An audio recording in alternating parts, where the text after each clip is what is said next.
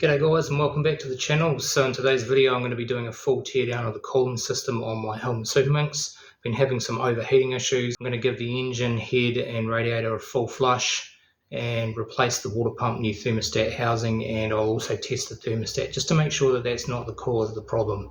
Okay, let's get into it. I talked about in a previous video how the car is overheating. It climbs up to the higher end of normal when driving at high speed, and then when you turn the car off, turn the ignition back on, the water temperature just climbs and then it slowly comes down once the car's running.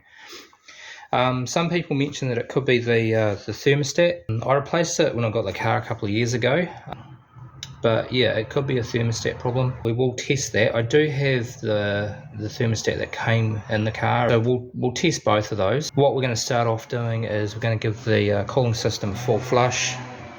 So we'll drain the radiator and block, fill it with water and some radiator flush, get it up to temperature, drain it. I might also try and back flush the heater core, and we'll take off the thermostat housing and the water pump, which I have got new components, and we'll replace those. I know when I first took this down, the inside of the block was, there was quite a bit of rust and debris, so it could just be that.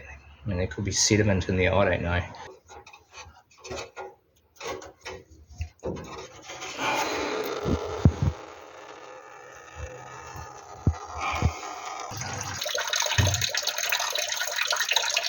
Right, managed to get that undone.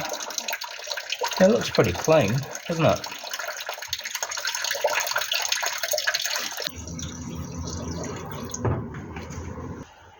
Put some radiator flush in there. You have to run this for half an hour at operating temperature, so we'll take it out for a drive, get it nice and hot.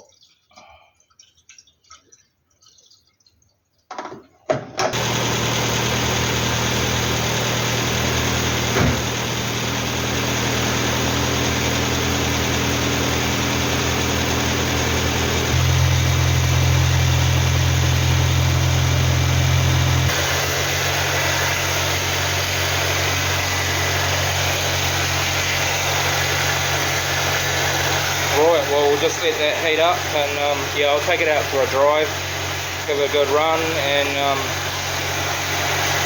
we'll drain the coolant. Yeah, it's looking a bit brown.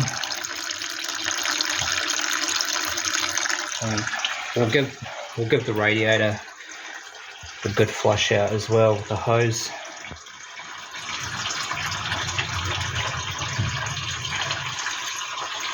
Yeah, there's some residual gunk in there. We'll flush this through a few times and then I'll bring you back after that.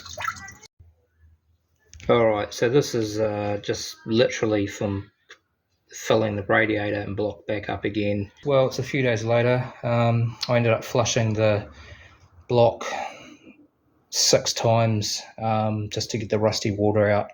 I'll give the radiator another flush outside, and then we'll get the new water pump and thermostat housing on.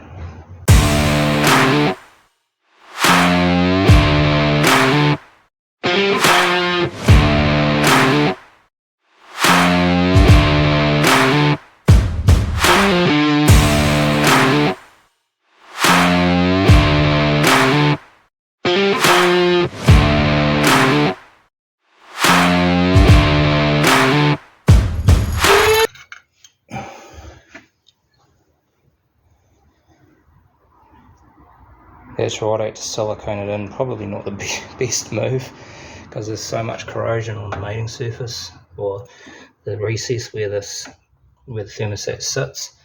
So when I go to stick that in next time, I'll just pop in a bit of grease, I think.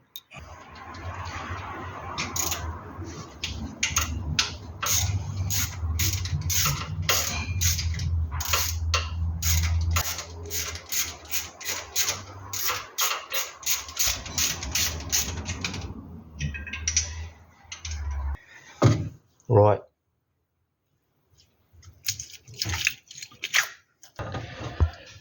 Right.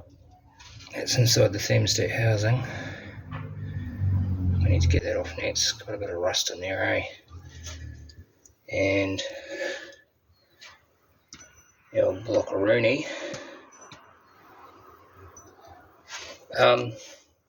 This was covered. This was like bunk. This was plugged up. I don't know what that's for. It doesn't lead to anything. It's covered by the backing plate. She's 100 degrees, and I think they open up at about 80. Okay, so it's starting to open. Oh yeah, 82 degrees, it says on the side. It'll open it.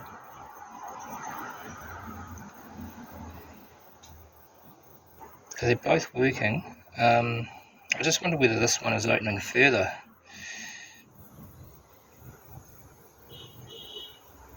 Well, I've just flushed out the radiator and I'd forgot to push play on the camera.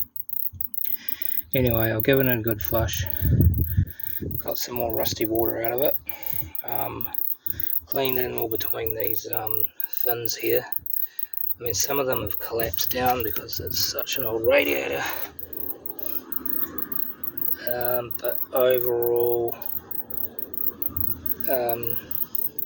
there is adequate ventilation getting past those cores. We've got some high temp RTV gasket maker here, which we've just applied to the paper gasket.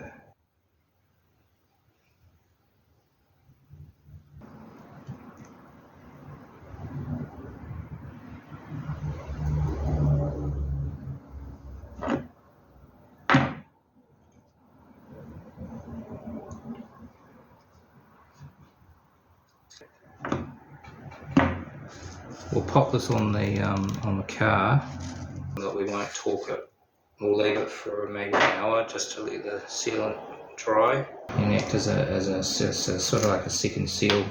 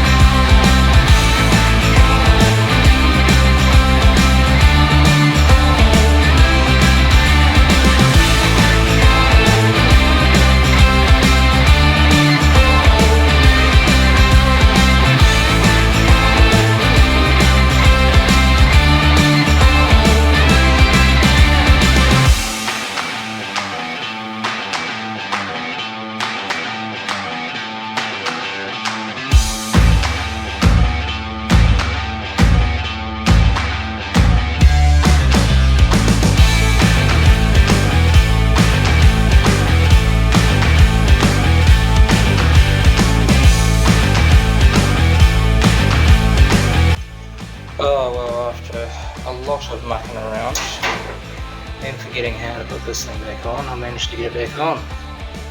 So I was trying to put these top bolts in and forgot I had this thermostat cap back on. This bolt down here is a short bolt.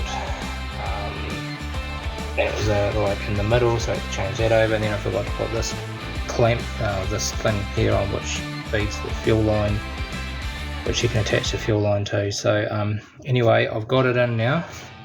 It's not torqued down, it's just sort of there. I'll just let the gasket I'll let the gasket, the silicone cure for maybe an hour, and then I'll clamp it down, and then I just need to put in the water temperature sender, and then we'll get on to the we'll get on to the water pump.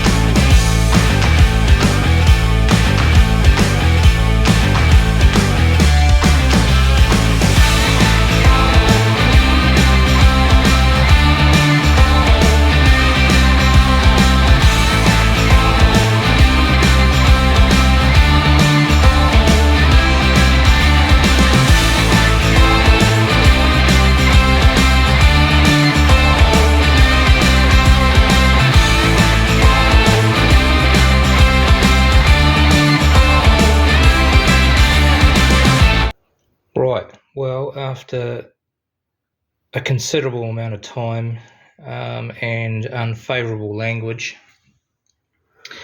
I managed to get the water pump on. It was, it wasn't easy. It was really hard to get this bypass pipe on. Piece of the diameter is too small for the bottom fitting, but I managed to get it on.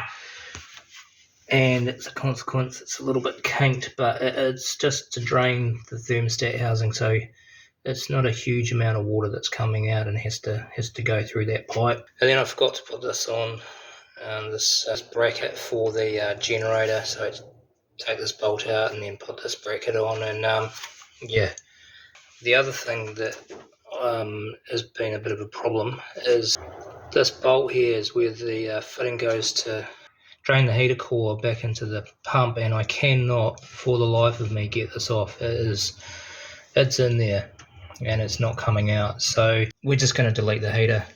I've turned it off at the valve here and I'm just going to remove these hoses. I don't need the heater, I never use it. We'll get the fan back on and get the radiator in, fill it up with coolant, and it'll be ready to start. Okay, well, we've got the cooling system back together now. Radiator's in. There's no play in that. There's no play there now when I wiggle the fan, so that's really good. I put some spring washers on these nuts here that hold the fan on, so they won't come loose in the future. I also put a new connector on the wire to the water temperature sensor. What I might do is I'll just fill it up with coolant, and then I'll just start it. Leave this tubing on to the heater cord just to make sure that there's no sort of water bypassing and getting through and coming out.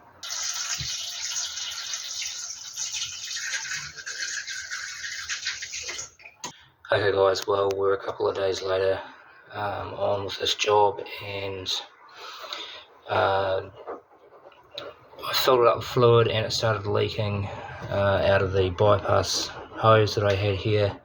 But this is a lot thicker, where the hose attaches to on the water pump than the original pump. I had to go and buy some wider hose, so it's going to be wider at the bottom but thinner at the top. But also reused one of these hose clamps. It's quite an old hose clamp, and it's just they're just not up to the job. They don't grip.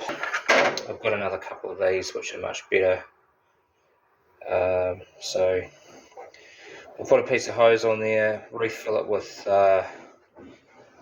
coolant, and hopefully that'll be it. That was the only leak that I could find. It was just coming out of the top up here, coming out through the hose there, so that was our only issue. So we'll get this new bit of hose on and hopefully it'll be all resolved. Top it up with fluid and then we can get this started and take it out for a drive.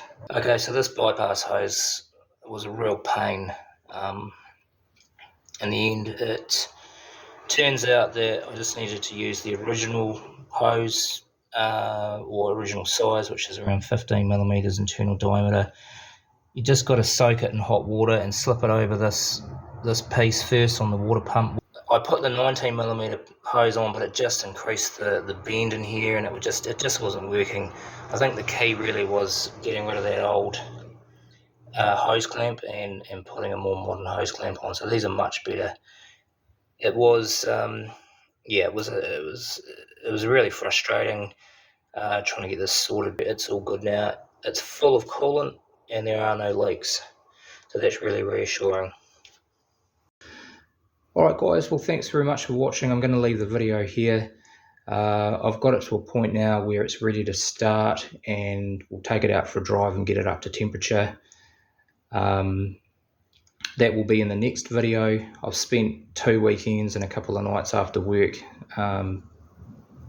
working on this cooling issue, so I need to have a break. It's really hot today. It's around 30 degrees Celsius, so just need to stop. We will see how the car performs in the next video. As always, thanks for liking, thanks for sharing. If you haven't subscribed, consider doing so. Thanks again, and I'll see you in the next one.